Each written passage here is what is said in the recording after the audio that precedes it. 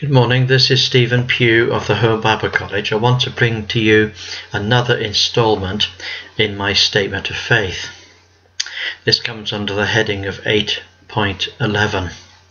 I believe that elderly widows who have no means of support but trust only in God's provision should be cared for by the church with kindness and as financial and in finance as circumstances allow, as the church finances are able to manage it. However, those who have some family should find their provision for her daily needs. Now, this is based on a passage in 1 Timothy chapter 5 verse 3 to 5 where it says this. It says, "Honour widows that are widows indeed." Now that little word honour doesn't just mean to respect them.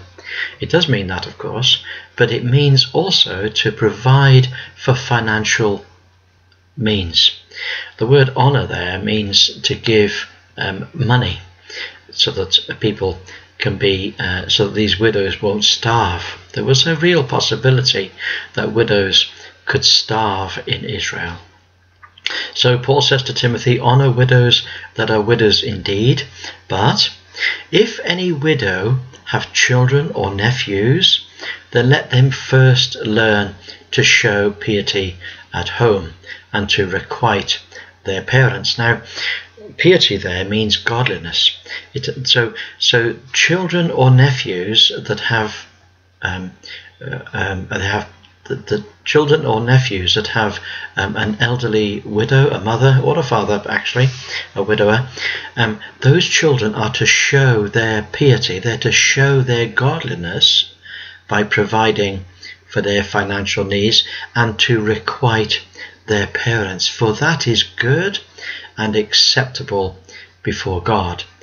If children need to understand what it is that they need to do for their parents, they need to understand that what's good and acceptable before God is to provide for the financial needs of the parents, especially those that are widows. And then verse 5, "Now she that is a widow indeed and desolate trusteth in God and continueth in supplications and prayers night and day." So a widow that has no husband and has no children to support her as well, then she is called a widow indeed. She has no supporters in this world. So those widows that are widows indeed in the church need to be provided for their daily needs. Now this is what happened in the days of the early church, where there were a lot of widows who had nobody to provide for their needs. Their husbands had died, and perhaps their children had died, so they were widows indeed, and the church took the responsibility of feeding those widows to prevent them from starving. And that is what occasioned the rise of the need for deacons in the church. Deacons in the church are men who are specifically raised up by the Lord to cater for those that are widows indeed.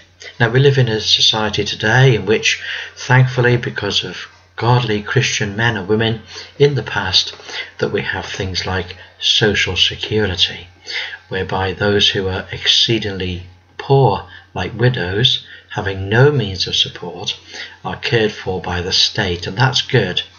But we must never just rely upon that and assume that that's everything that needs to be done. We are to, as Paul says to Timothy, we are to honour widows that are widows indeed.